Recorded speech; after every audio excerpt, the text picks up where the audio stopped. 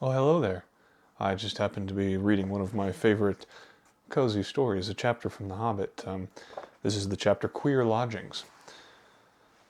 It's one of my favorites, and I find that this time of year, recording on just a few days before Christmas, it really brings those desires to be warm and cozy and kind of tucked in home. So as you can see, I'm in a pretty good environment for that kind of reading. And I got this copy for Christmas 10 years ago, and I first read The Hobbit in elementary school, and ever since then, this specific scene has really resonated with me. It's something I'll listen to on the audiobook to go to bed sometimes, or, I'll read it in a quiet moment and just find a little peace. And, I was really wondering why. What is it about this scene that makes me feel that kind of warmth? How does it bring it out of me? How is it conveyed in the story? And then I thought, what is it in fantasy in general that provides these kind of cozy emotions? There's cozy fantasy as its own little subgenre now, but in more traditional fantasy, what is it that makes these scenes so special? Now, thinking about that made me think I should make a video on that. It's been a few months. I still have a YouTube channel and a camera. I might as well use the things, right? So today, we're going to be talking about a few different scenes from a couple different books. We'll be talking about a scene from The Hobbit, another from The Eye of the World, the first book in Robert Jordan's Wheel of Time, and then, naturally, for this season, we will be discussing Harry Potter and the Sorcerer's Stone. So, thank you for joining me. Grab something warm to sip on. I have some slippers and a little faux fire. So get cozy and tuck in, and let's talk about fantasy that makes us feel warm inside.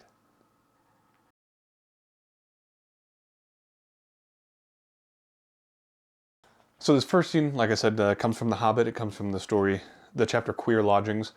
And one of the themes that we kind of talk about, the ways that this cozy, kind of comforting point of the book comes up, is after characters have gone through some sort of ordeal.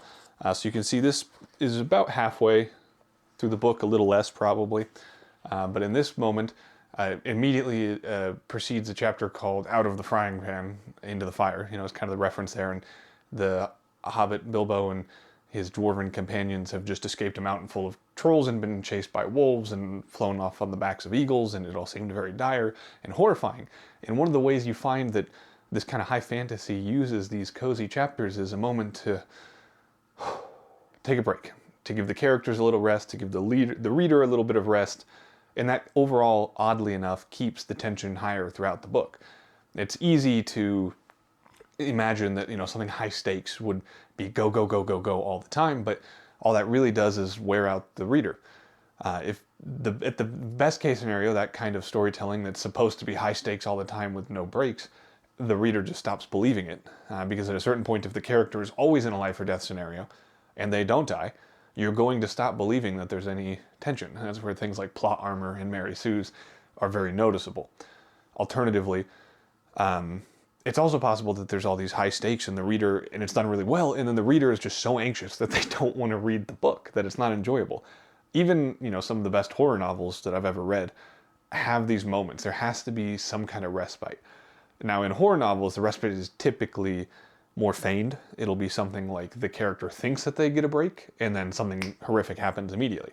Whereas in fantasy novels, that happens, but the break is typically a little bit more real. But it doesn't want to fully lose the tension, right? So in this scene, it's a very traditional kind of Old English for Tolkien, big Tolkien fan. Very traditional Old English kind of storytelling where the story is what brings these characters in. They come to the house of a man in the woods who has a reputation potentially as a changeling or someone who can transform, in this case, into a bear. And they have to kind of trick him because he's not the most outgoing. He's fairly introverted. He doesn't love guests, and he's about to get a lot of them. 15.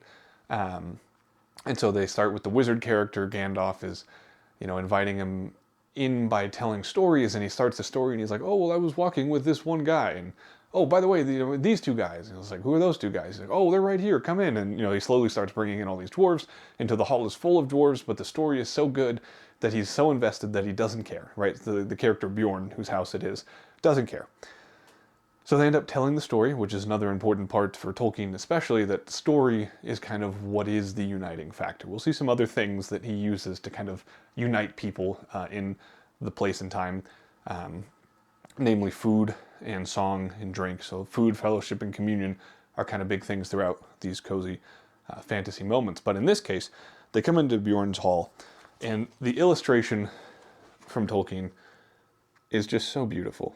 It looks like a traditional kind of longhouse style vibe with a fire in the middle and a long table, and it's immediately described as being set by animals that are kind of magically, mystically serving Bjorn and friends of his, and you kind of have this otherworldly sense that you step away from the danger that came before, from the idea of the goblins that are chasing them and the wolves and the quest they still have ahead, and they get to just enjoy being in this quiet place. So I'll read a few selections from this, and we're going to be talking then, if the first major thing that you see in these cozy fantasy moments is that the preceding danger, then one of the other tactics that authors really love to use is sensory language. Now, obviously sensory language is used throughout stories to greater or lesser extent, but especially in a cozy moment, the evocative language, sensory language about sight, sound,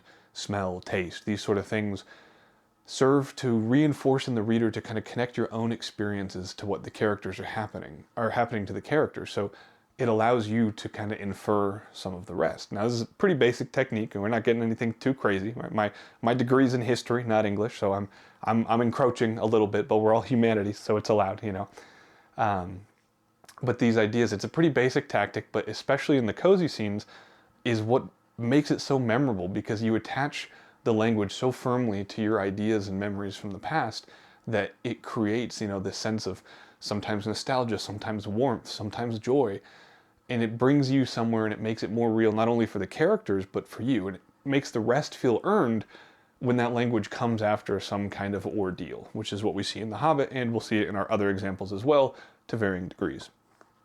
Now, for some of the language from this. So, for example, when they sit down to dinner, it says, "There they had a supper, or a dinner such as they had not had since they left the last homely house in the west, and said goodbye to Elrond. The light of the torches and the fire flickered about them, and on the table were 2 tall red beeswax candles.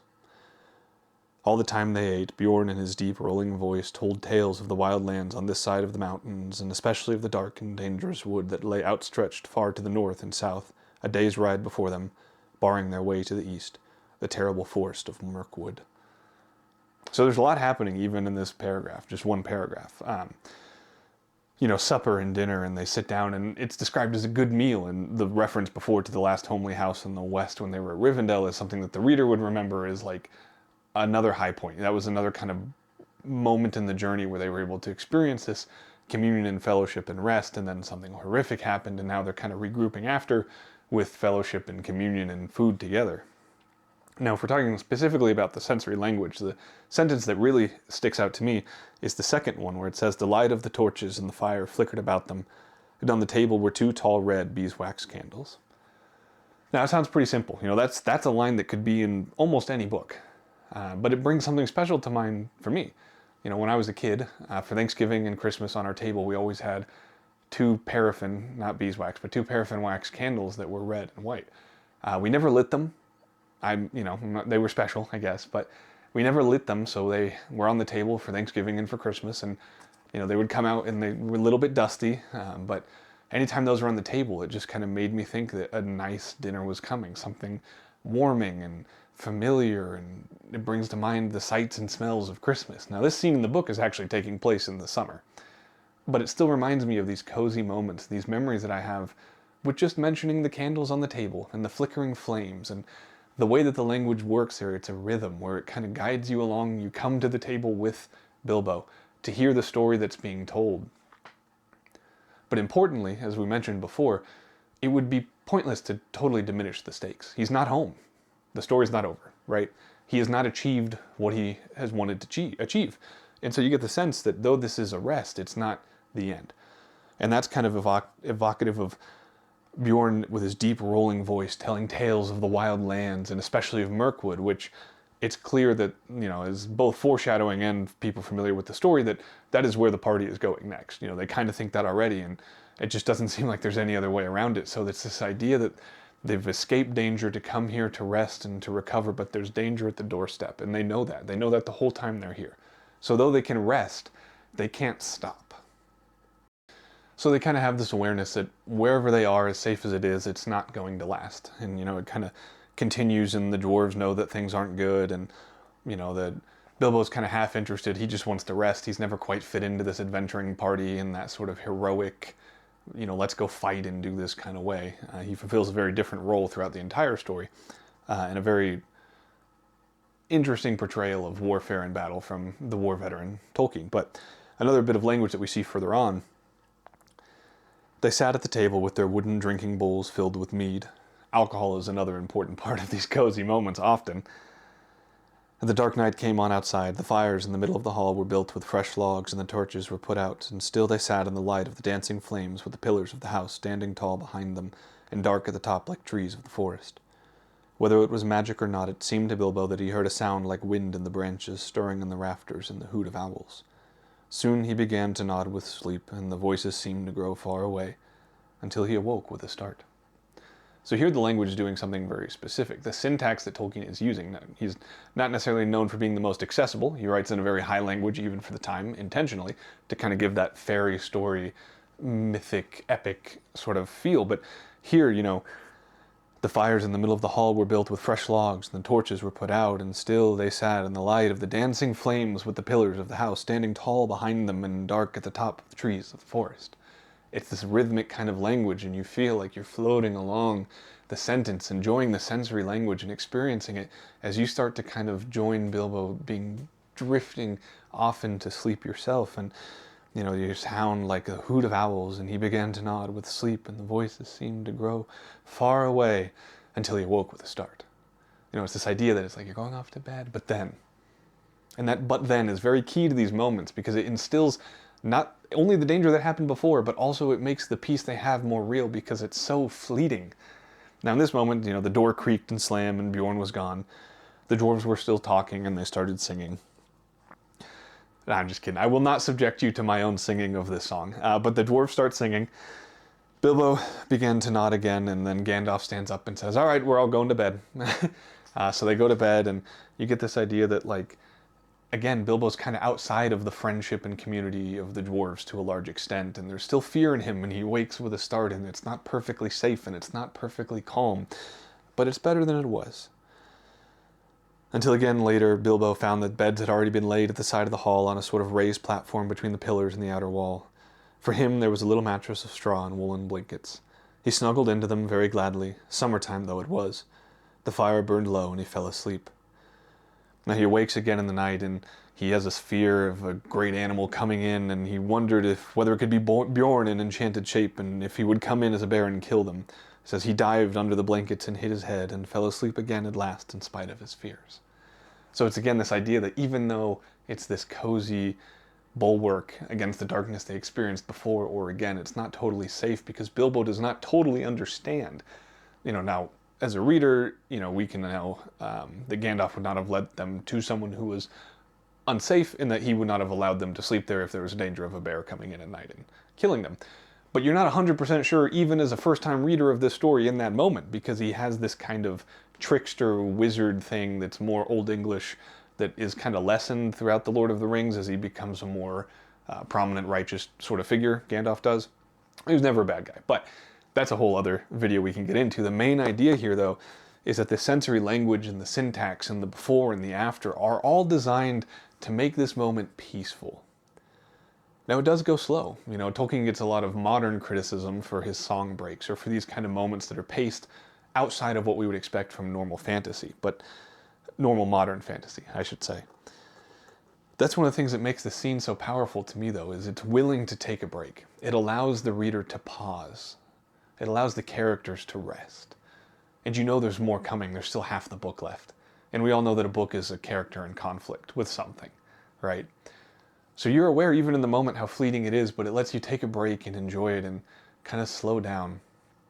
And for me, that's just one of my favorite scenes, and one of my favorite things that fantasy can do. And I notice it in other fantasy. I think in a lot of ways, no surprise, Tolkien is kind of archetypical for the genre, and a lot of what he does is imitated and kind of set the store of what was to come next. And we see another similar scene in many different spots throughout the Wheel of Time, but we'll be focusing on one scene early on from The Eye of the World, the first book of the series. Now, I'm going to give the Wheel of Time a little bit more context and a little bit more setup because I feel like it is obviously less popular than Lord of the Rings, and so it's harder to just jump in the middle of it without a little bit more explanation. So this comes from pretty early on in the first book. There will be slight spoilers, but I'll try to leave it up until that point of it. I would say that if you have not read this series, you should. Its length should not be intimidating because it's a joy to be in this world with these characters for so long, and a blessing that there's that many books that you get to kind of enjoy and live through. At some points, maybe Robert Jordan could have benefited from a slightly stronger, more strongly willed editor, but it's still worth it, I guarantee it. So in this book, in book one, it's a lot of familiar fantasy tropes, and in some places it reads a lot like Lord of the Rings because in the time that's what was selling, and so they wanted authors to kind of copy that, but Robert Jordan, as all good authors do, changed it significantly enough to make it a meaningful, interesting story that stands well on its own 30-some years later. So the main pitch is that there's three men from the same village, and any one of them could be this thing called the Dragon Reborn. So it's Rand, Perrin, and Matt, and then also Egwene and Nynaeve from the same village all together. And they all have this thing where they kind of affect the destiny of those around them. And the three young men, especially the Dragon Reborn, is this prophetic hero who's supposed to break the world and go crazy, but also could save the world and defeat the Dark One and end the constant battle between light and dark, but will go crazy and probably, end his own life and the life of everyone he knows and loves and destroy the world. And there's a lot of tension, Now in this village, these kids grew up kind of not believing in magic. You hear the fairy tales and the stories, and then one night these things called Trollocs, which are like monstrous beasts, attack the village and start killing people they love and hunting the three men at the same time that a wizard, and Aes Sedai is what they're called, the Aes Sedai woman and her warder, who is like her sworn sword and defender, show up and end up leading the boys out of the village, and the two women come with them, and they're kind of on this journey of like, well, we need to go to the center of the Aes Sedai control to get an idea of like who's the Dragon Reborn and what that could mean. So these young men are kind of grappling with this fear of who are we, what are we, am I this, nightmare prophetic hero who's going to go crazy? Like the idea that in this world that men can do magic is horrifying. Women can do magic. That's what the Aes Sedai are. They're a very organized and factional group who are well established in the lore of the world, and people believe that they exist already. That's not shocking, but men are not supposed to be alive who can channel. If they are, they're killed or their magic ability is taken away from them in kind of a horrific way because of that fear of going mad and hurting yourself and those around you. So it is not a happy thing to have that. So at this point in the book, they've left their home unexpectedly after seeing death and destruction around them. They're chased along their journey, and they just had a moment where the Aes Sedai, whose name is Moraine, she serves as kind of the wizard guide, mentor, Gandalf figure, if you want to use the archetypical fantasy lenses, which are a little reductive, but they serve a good purpose if you haven't read it. She's similar to that kind of Gandalf figure, but you quickly learn that there's much more nuance in the kind of playful trickery of Gandalf in The Hobbit is here sometimes like what will be done in order to serve what I think is right. And so it comes off a scene where, without too many spoilers, Moraine does something that shocks the group in order to protect them, which is probably objectively true, but also deeply upsetting to them who witnessed it, not to mention the fact that they've just had nightmares come to life and kill people they've spent their whole life knowing, and forcing them to leave the village they expected to spend their whole lives in. So would you believe it, but they get to a town, and what do they find at that town but an inn? Yes, an inn. It's again, pretty typical, but it feels very comforting, and you get this descriptor at the end of the previous chapter called Choices, where they say, the owner comes out and he says, come, hot meals and warm beds, that's what you'll be wanting, and the best in Baerlorn are right here, the very best. "And hot baths too, I trust, Master Fitch?" Moraine said, and Egwene echoed fervently, "Oh yes." "Baths?" the innkeeper said. "Why, just the best and the hottest in Baerlorn. Come to the Stag and Lion, welcome to Baerlorn." So you get this idea that, they finally have this rest, and they're like, we can rest, and not only rest, but we can bathe, which is another trope that comes up a lot in fantasy. It's actually in the Fellowship of the Ring, which I thought about including in this video, but for my own sake, I am dialing back how ambitious I'm being, and I still might be doing too much as I look over to the time telling me how long I've been recording. But, there's a scene in the Fellowship of the Rings where they take a bath at Crick Hollow, and it's fun and it's relaxing, and it's famous in The Witcher, and it's this idea that we'll get into more about being able to rest and cleanse yourself. As they make it towards the city, deeper into the city, and they find a spot to rest, it says, "On the other side of the fence, Rand found himself in the stable yard of an inn. A loud bustle and clatter came from the building's kitchen, but what struck him was its size. It covered more than twice as much ground as the Wine Spring Inn, and was 4-story high besides. Well over half the windows were aglow in the deepening twilight. He wondered at this city that could have so many strangers in it." Now, the Wine Spring is the inn in Emond's Field where these characters are all coming from, and he's shocked not only by the size, but, it's got the kitchen, so you get this sense of food and the warm glow of the lights and rest and warmth, and the idea that there's so many strangers and, that it's happening at twilight is, again, fairly blatant but beautiful imagery that, there's kind of darkness falling, but they're finding this little bit of reprieve in the world, this kind of hallowed space to take a break and to rest, and the glowing lights make you think of warmth and home. And in this story, light is very much, dark versus light is a very clear, not subtle motif, right? Like, it's the children of light are a faction, and light be with you is like a, go with God sort of phrase. So it's not subtle, but like as the twilight is falling and, this first little bit of their adventure is coming, the characters are finally going to be able to pause, to take a break, and to be somewhere where they can process what's happened and who they are and what direction they find themselves on unexpectedly and suddenly. And it's just beautiful. So then after that, they come back and, they talk about the baths and the rest that's in there. But afterwards they enter and see that inside the inn was every bit as busy as the sounds coming from it had indicated, and more. So they follow him through the back door, and there's platters of food and people, and it's busy and it's lively and it smells good. The inn is almost full. There's this whole idea, again, that the outside danger exists because that's part of why the inn is full. People are fleeing from the countries to come into the city. So the inn is bustling, but the inn is bustling and there's food here, and it's good because we're together. In a way to kind of forget what's going on outside, that you've lost your farm, or you've seen monsters come to life, or you've been dragged away on a quest that you didn't ask for. But it's okay because there's food and there's warmth and there's baths. And there are baths indeed. It's described as a dozen tall copper bathtubs sat in a circle on the tiled floor, which sloped down slightly to a drain in the center of the big stone-walled room. A thick towel neatly folded in a large cake of yellow soap sat on a stool behind each tub. In big black iron cauldrons of water stood heating over fires along one wall. On the opposite wall, logs blazing in a deep fireplace added to the general warmth. So you come in and you have this beautiful scene that just sounds so cozy, I take showers. I don't necessarily bathe. I don't fill a tub and get in it like that. But still, like, the idea of it, the warmth and the fires and the copper pots and this cake of soap, and this language is just so sensory that you see these beautiful things and you get the warmth of the fire and the idea, and you can almost smell the soap and the bubbles and the steam in the air. And it continues that once their clothes were all in piles on the stools, the attendant Ara brought them each a large bucket of hot water and a dipper. That done, he sat on a stool by the door, leaning against the wall with his arms crossed, apparently lost in his own thoughts. There was little in the way of conversation while they lathered and sluiced away a week of grime with dippers of steaming water. Then it was into the tubs for a long soak. The water was hot enough that settling in was a slow process of luxuriant sighs. The air in the room went from warm to misty and hot. For a long time there was no sound except the occasional long, relaxing exhalation as tight muscles loosened and a chill that they had become to think permanent was drawn out of their bones. So even here there's a process, right?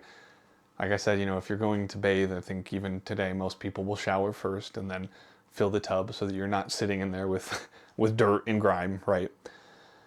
But here it's kind of the first step, is washing off the skin deep, the obvious, the travel worn, the immediate effects of their trip and their journey and this realization that they're all having to come to. But after that, they're able to kind of slide into the water. And I think one of the ways that it's most beautifully described here by Robert Jordan is that the tight muscles loosens and the chill that they had come to think permanent was drawn out of their bones. Now, that's not just about cold air. It is kind of taking place in the winter season, but it's not just about the air outside and the journey they've been on. It's this idea that, again, they have the first real chance to, as I say, luxuriant sighs and rest and truly kind of soak into the water and let go of so many things that they've now seen and take a moment to process this. At the time, all these young men, I think, are in their late teens, early 20s. It's hard to remember where the story starts, but they're young. They're young and they're having to take on all this potential responsibility that they don't want, and some of them are more willing than others, and that's one of the beautiful kind of trifectas of these three main characters, is how they process their call to, in many ways, adulthood. But in the story it's framed as like fantasy and hero and who's the dragon and who else has this connection and what do you become. And you kind of see this idea throughout the novel that fate is unavoidable, but it's influenceable. It's able to be influenced, even, which might be more of a word, more of many words. And so it's the idea that they take this moment to rest and to chase away the chill and this fear that's been growing in them since they left Emmons Field, that they are now adults in the real world with huge responsibility. And this is why I love fantasy. I understand reading nonfiction. I read a lot of nonfiction myself. I read a great deal of theology and, those kind of works. But the reason I love fantasy isn't because it takes me off into some other world and I forget who and what I am, but because it uses another world to show me more clearly who and what I am.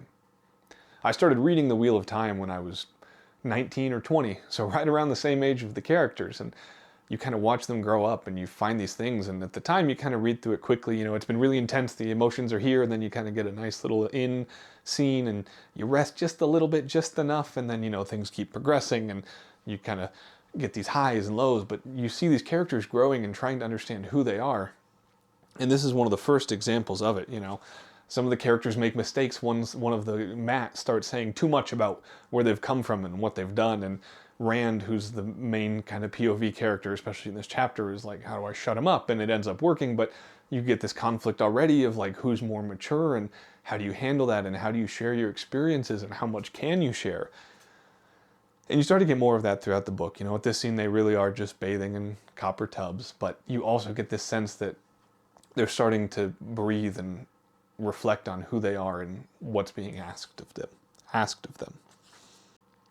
Now, after that, they bathe and they end up having a nice feast, and one of the other characters in the party, a gleeman who's a sort of performing jester named Tom, goes down and performs, and you get this kind of, again, the food and the fellowship, but, Rand goes to bed early because he's so tired, and he has a nightmare that becomes a recurring thing where a figure with flaming eyes, starts asking if he's the dragon reborn and who he thinks he is, and if he knows that he'll be destroyed and the Dark One will claim him, and it's this kind of horrific demonic imagery. And it really, in this book, the rest is even shorter than in The Hobbit, and in many ways the stakes are higher, because in The Hobbit, Bilbo wakes up and thinks, could this be happening? But it wasn't, so it's okay.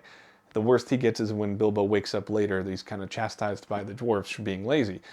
But here, as soon as he gets his rest and he's able to kind of maybe sort of start to process things, he has a dinner and he goes to bed, and Rand has a dream basically telling him that he's condemned, that he's a prisoner walking around with a death sentence. And there's nothing he can do to stop it. Now, this coming in the same chapter makes the rest all the more meaningful, because you and the characters will slowly start to remember how joyful and important and blessed that was when you have it. Especially later on in this book, where there's scenes of two of the characters wandering from inn to inn, just trying to scrape by, making a living to survive, to get enough food, to have enough strength to walk to the next inn. You remember this moment where they had baths and enough to eat and to drink and to rest, but even the rest was corrupted by the darkness that starts hunting them. It makes the rest powerful, but it also makes the darkness more real. If even your dreams are invaded, if even the moments of relaxation aren't safe, you're always on edge. And that's a wonderful way to build tension throughout the story, but it also keeps the reader invested because you remember what was good and you want to fight for that too. You want to remember it. You want to see the characters happy again. Even though we read for kind of the big battles, one of my favorite scenes in any book is always what happens next. After this thing happens, how do they come to terms with who they are and what they've done? And I think this in scene in The Stag and Lion is kind of a microcosm of that in the early stages of this book.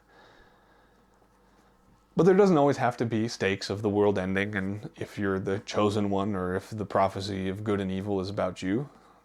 There often is, and sometimes there is, but not yet. And we'll be talking about that for my last example in Harry Potter and the Sorcerer's Stone. I'm American, I am. So I spent a bit of time debating which Harry Potter book I wanted to include. No spoilers, you can look at a calendar, and if you're watching this around when I release the video, then you'll notice that Christmas is in approximately 2 days, 3 days, depending on when I manage to edit this.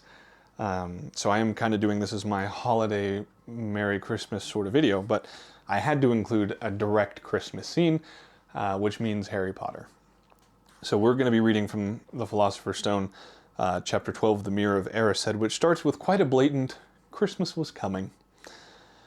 And it says we have again that example of sensory language, and it really is kind of decadent in this book, and that's one of the great things that make these books so memorable, is that kind of whimsy and the magic of the world is really conveyed through the bright flowery language. So one morning in mid-December, Hogwarts woke to find itself covered in several feet of snow. The lake froze solid.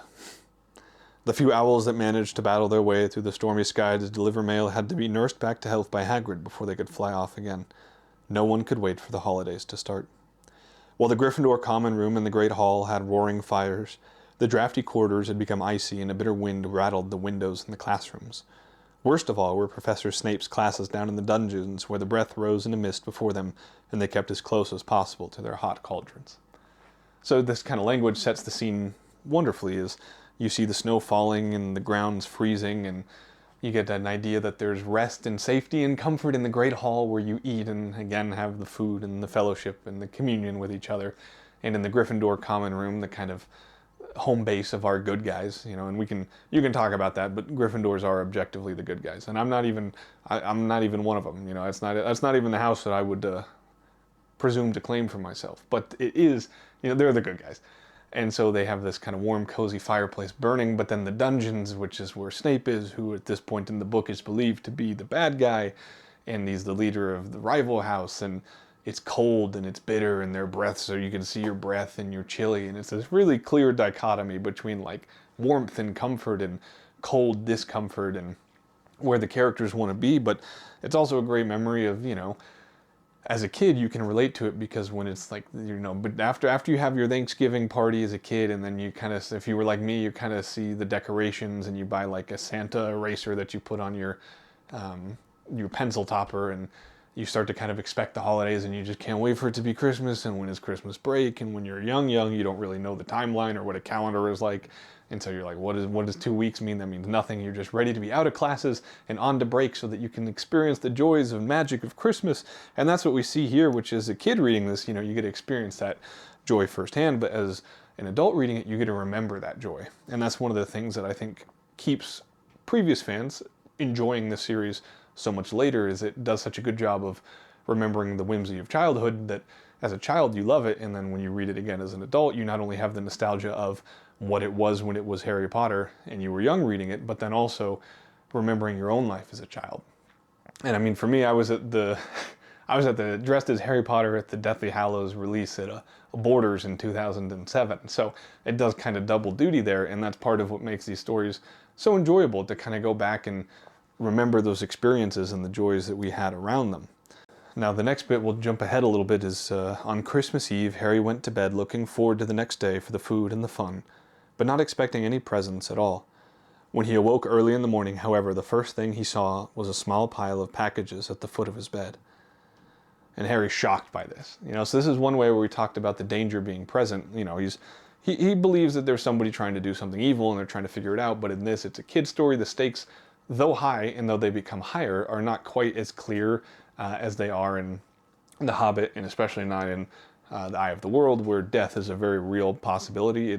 I mean, it starts with Harry's parents dying and him being an orphan, but you don't really get the weight of death. It's more of a mystery, especially in this first book. So one of the things it remembers, one of the bits of tension from before, is Dudley's birthday in the beginning, where Harry's cousin, who he lived with, is showered with gifts and love and attention. And, Harry kind of talks about never having real birthdays or real gifts, but then on Christmas, he's not expecting anything, but there's a pile, and it's this kind of welcoming into the world, and one of the gifts he gets is from a mysterious donor who had something of his father, and there's this connection to his true past, and like the joy of Christmas and of giving is a way that he's able to relate to his family in some way that he never experienced before. That's actually continued throughout this chapter that we won't get into a ton of detail for, but he ends up going exploring and finding kind of an imprint or a memory or a legacy of his family that he starts to become addicted to. And so you get this idea that not only do these gifts in this Christmas season kind of bring that sense of family back to him, but you also start to see him swing too far the other way and realize that that obsession can be dangerous and destructive. And it's an interesting way to talk about grief in this kind of magical world that is connected to the holidays in such a beautiful way that is kind of intense for a children's book, but does such a good job of like not only pushing the envelope of what a young adult story is, but also connecting to ideas of like losing your childhood because you've grown, but how do you reinstill that by having your own children or friends or family, or continuing to give and remembering the season of charity for charity. And it's wonderful. And so you kind of get that sense as Harry's opening gifts that this is kind of a fulfillment of his childhood, and for adult readers, a memory of what childhood was like. And, then he goes off and has a Christmas dinner, and 100 fat roast turkeys, mountains of roast and boiled potatoes, platters of chipolatas, tureens of buttered peas, silver boats of thick, rich gravy and cranberry sauce, and stacks of wizard crackers every few feet along the table. How much more blatant of an example of sensory language for food could you get? I mean, I could read Redwall. I thought about it. That was another book that didn't quite make the cut for this one. But, you can taste these things, and I haven't even eaten all of these. I don't even say that I would know what all of them are or what all of them taste like, but the language is so beautifully descriptive that it makes me hungry, and it makes me imagine sitting there with friends and family and remembering my own Christmas dinners and the hits and the misses and the fun and times a dish didn't go great and all the many more times a dish went excellently, and the casserole that we make every morning on Christmas after opening presents. And I can taste it and I can imagine it and I can experience that joy with Harry. And remembering that it's his first real Christmas just makes it so much more meaningful. Now, there's one final scene that seems kind of comparatively less exciting, but it just brings the whole thing together for me, where after Christmas dinner, it says that Harry and the Weasleys spent a happy afternoon having a furious snowball fight on the grounds. Then, cold, wet, and gasping for breath, they returned to the fire in the Gryffindor common room, where Harry broke in his new chess set by losing spectacularly to Ron. Now, the memories of this one are just so personal, but it's fascinating that we can all read these lines and remember different things, or maybe they mean nothing to you because you didn't have the same experiences as me, but you can read them and get some sense of what the experiences were. I have siblings and my little brother, and I can remember being out past dark on winter nights and throwing snowballs longer than we should have until they start to hurt, and then you got to be like, okay, that was too much, we're gonna head in. And specifically the way that Harry broke in his new chess set by losing spectacularly to Ron, and that is just such a fun memory for me, because for one of my Christmas gifts as a kid, I was given the Harry Potter chess set. I still have it. I should have prepared it before the video. No, I'm not gonna. I would change my mind. I'm not digging it out, but it's right next to me here, and it was given to me when I was in elementary school. I must have been in like 4th grade probably, and I didn't know how to play chess. I was terrible at chess. I love chess. I have like a 900-day streak on chess.com, but I'm still terrible, and it's okay. It's okay. But, this idea that that's one of the gifts that Harry got, and he has this fun memory of playing with his friend and getting absolutely destroyed. And if you ever played chess, that sometimes nothing gets me so mad as losing at chess. But when I get mad, you can only really be mad at yourself because you didn't see something or you didn't do something. And so then you say, well, I need to remember that, I need to learn it, and you jump back in, and then you have fun and you win, and it's elation. And these kinds of ideas are so enjoyable. But not only that, like the memory, I remember sitting over by our front door because the floor was strewn with wrapping paper and discarded boxes, and my dad was kind of building something, and we're watching TV and drinking hot chocolate, and we're having this moment, and I'm playing with this chess set, and I'm reading the rule book, trying to learn how to play chess from a rule book, and my sister has no idea how to play either, but we're trying to play it together. And I specifically remember being deeply confused about how en passant worked, and thinking that was just always how pawns captured, and it made it a very different game when pawns exclusively captured diagonally. But I had this chess set, and I got to experience it on Christmas morning with somebody I love, and that's the joy of these moments in Harry Potter and in every other book, is that the character does not experience it alone. In every one of these moments I've talked about, part of what makes it so special is the fellowship. Now, in some ways this is very clear. Sharing food together is an important and beautiful and biblical way to share community and communion, literally. But so are, the singing and having a drink together and feasting and giving gifts and receiving and sharing what you've received with others. Like, chess is a beautiful game because you don't play alone. You can learn and you can study and you can practice and you can do all these things, but ultimately it's you and somebody else, and you're sharing that experience together. And I think that's part of what makes these scenes so cozy to me, is it's the community that surrounds these characters. It's the breaks that they're allowed to receive, and the way that they're able to kind of flesh out more of the world, whether it's a wizarding boarding school, or if it's somewhere on the edge of a wild you've never heard of, or it's a warm inn at a fantasy town that could be from almost any fantasy story you know and love. You get to experience, again, not this made-up fantasy, but a reflection in kind of a funhouse mirror of the world that we live in.